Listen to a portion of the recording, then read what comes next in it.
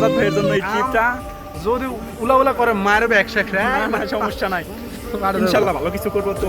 তো আমরা আজকে যাচ্ছি লাঙ্কাইটে। আজকের এই ট্রিপটা কোম্পানি থেকে দিচ্ছে আমাদের পেনাং। আমরা আছি হচ্ছে ইপো ট্রিপে।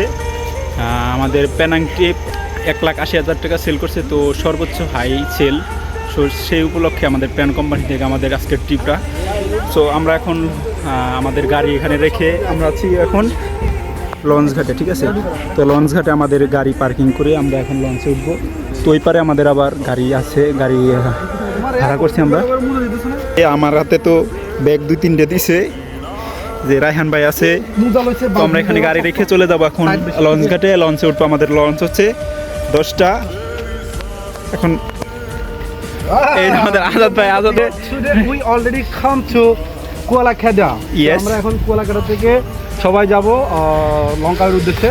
তো আমাদের দোয়া করবেন। হ্যাঁ, তো ইনশাআল্লাহ আমরা গাড়ি পার্কিং করছি এখানে। জানেন এটার দাম কত?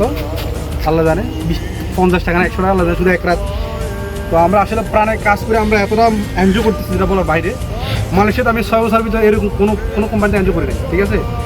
সো এই ট্রিপটা কিন্তু আপনার জন্য, এই উপলক্ষে কিছু কোন এই ট্রিপটা আপনার উপলক্ষে। হ্যাঁ হ্যাঁ, আকাশ আছে, আবির আছে, আপনাদের টিমমেটের জন্যই তো আমরা পাইছি, তাই না? আমরা সবাই একটা টিম। সেটা ঠিক আছে, দুটোটা একটা টিম। হ্যাঁ সেটা ঠিক আছে। তারপরে আলাদাভাবে দেখা যাবে না। হ্যাঁ হ্যাঁ, আমাদের একটাই বস, আমরা সবাই একটা টিম।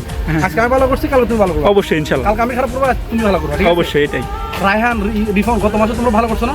হ্যাঁ, আমরা ইপোর্ট পেনাং থেকে একদম ডাউন। আমি 35,000 করছি, এরা করছে কত? একজনে 100%, 10%। 100 কত পার্সেন্ট করছো গত মাসে? রায়হানে রিফনে করছে 105%, আমি করছি 85%। আমি বলছি 35%, 55%।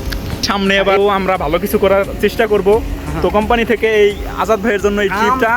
যদি উলা করে মারবে একসাথে, না, সমস্যা নাই, ইনশাআল্লাহ ভালো কিছু করব। তো আমরা এখন চলে যাব লঞ্চে।